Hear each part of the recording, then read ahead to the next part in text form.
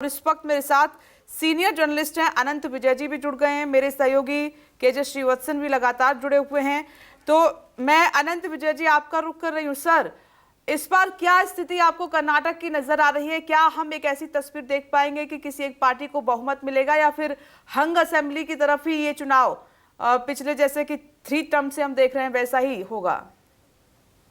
अभी तो देखिए कुछ कहना मुश्किल है, लेकिन जिस प्रकार से कांग्रेस पिछले 1 साल से वहां चुनाव प्रचार कर रही थी और बीजेपी ने बहुत लेट स्टार्ट किया वहां चुनाव प्रचार करना, और उनका सारा दारोमदार प्रधानमंत्री नरेंद्र मोदी और कुछ हद तक अमित शाह के कंधे पे था।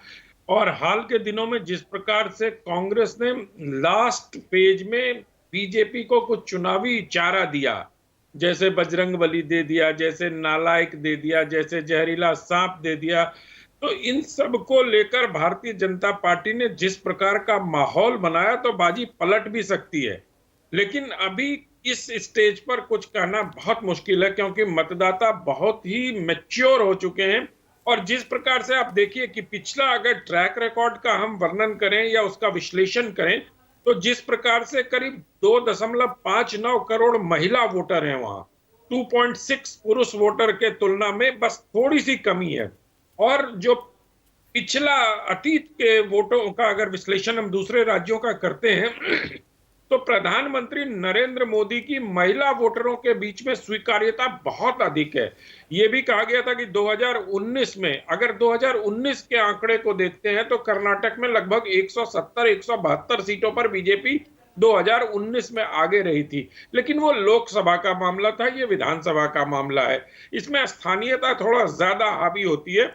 लेकिन जिस प्रकार से प्रधानमंत्री नरेंद्र मोदी ने पिछले 7 दिनों में गुजरात में रहकर वहां माहौल बनाया, इससे ऐसा लगता है कि टक्कर बहुत तगड़ी है, उठ किसी भी करवट बैठ सकता है।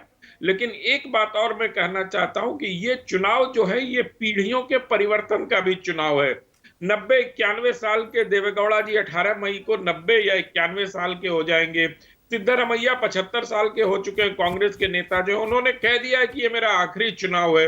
एक भारतीय जनता पार्टी जिनके कंधे पर, मजबूत कंधे पर बैंक कर रही थी प्रधानमंत्री के अलावा, वो है येदियुरप्पा। येदियुरप्पा 81 साल के हो चुके हैं और वो राजनीति से संन्यास लेने के बाद चुनाव प्रचार कर रहे हैं भारतीय जनता पार्टी का। तो कर्नाटक में एक पीढ़ीगत हस्तांतरण भी ये चुनाव देखेगा।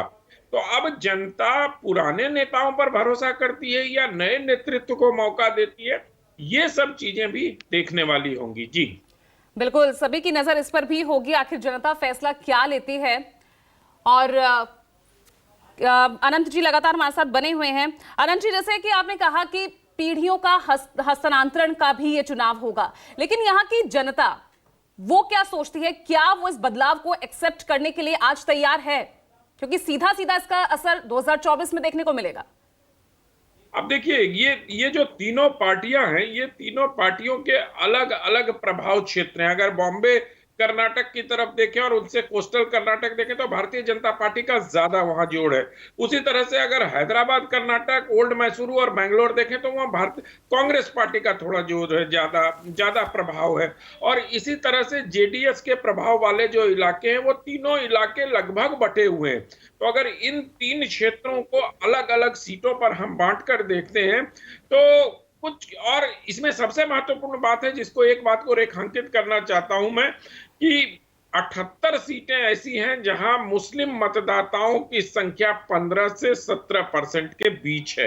यह बहुत महत्वपूर्ण फैक्टर है कर्नाटक चुनाव में, कि एक तरफ जब बजरंग बली को लेकर चला गया और दूसरी तरफ कुछ दिनों पहले आपको याद होगा कर्नाटक में हिजाब का मामला बहुत तेजी से उठा था।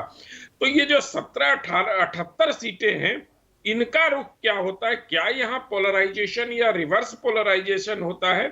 ये सब देखने वाली बात होगी। लेकिन अब पीढ़ियों के हस्तांतरण का जो आपका प्रश्न था, उस प्रश्न का सीधा सा उत्तर यही है कि अब इनके पास, अब 91 साल के देवेगौड़ा अगले विधानसभा चुनाव के समय तो शायद चुनाव को प्रभावित करने की स्थिति में न रहे। 81 साल के देवेगौड़ा भी 86 साल के हो जाएंगे। बिल्कुल, आप अनंत विजय जी सही कह रहे हैं। छोटा सा सवाल और है, इसका जवाब चाहूंगी। क्या बीजेपी को मुस्लिम वोट नहीं चाहिए था? उन्होंने इस बार देखा लिस्ट में आपने एक भी कैंडिडेट नहीं उतारा है, और उनका पूरा ध्यान लिंगायत और वोकल लिंगा पर ही रहा, सबसे ज्यादा कैंडिडेट वही उन्होंने मैदान में उतारे हैं। देखिए, बीजेपी को मुझे लगता है कि बीजेपी के लिए सबसे बड़ा फैक्टर, और इस बारे में अमित शाह अपने एकाधिक इंटरव्यू में इस सवाल का उत्तर दे चुके हैं, जिसमें वो लगातार कह चुके हैं कि हमारी पार्टी के लिए कोई जाति धर्म कोई मायने नहीं रखता, हमारे लिए सबसे बड़ा फैक्टर होता है विनेबिलिटी। कौन चुनाव जीत सकता है, हम उसी कैंडिडेट को चुनते हैं। तो अब इस लिहाज से कि भारतीय जनता पार्टी को मुसलमान वोट चाहिए या नहीं चाहिए, इसका प्रति प्रश्न ये भी हो सकता है कि क्या मुस्लिम वोट भारतीय जनता पार्टी के पास जाता है, ये भी देखना पड़ेगा। अगर हम अतीत का फिर से विश्लेषण करें इस बिंदु पर भी, तो हमें मुझे ऐसा लगता है कि मुसलमान वोटरों की बहुत कम संख्या, अगर कुछ पासमानदा मुसलमानों को छोड़ दें, तो वो भारतीय जनता पार्टी के पक्ष में जाता है। क्योंकि जिस प्रकार से पोलराइजेशन का रिवर्स पोलराइजेशन देखने को हमें चुनाव में मिलता है, हम ये समझ सकते हैं कि भारतीय जनता पार्टी मुख्यतः हिंदुओं के वोट पर अपना फोकस करती है, और उनके जो चुनाव रणनीति होती है वो भी इसको ही ध्यान में रखकर, हालांकि उनका नारा है सबका साथ सबका विकास सबका प्रयास आदि 4 नारे हैं, लेकिन वो विकास के लिए है। वोट की राजनीति में अगर हम देखें तो भारतीय जनता पार्टी आम तौर पर हिंदू हितों की रक्षा करती हुई दिखने वाली पार्टी के तौर पर खुद को प्रचारित करती है। जी, आप सही कह रहे हैं, और मैं आऊंगी सर। नमस्कार, मैं हूं मानक गुप्ता। अगर आपको हमारा ये वीडियो पसंद आया हो तो इसे लाइक और शेयर जरूर करें, और हां, हमें सब्सक्राइब और फॉलो करना ना भूलें, ताकि आप देश और दुनिया की कोई खबर मिस ना करें।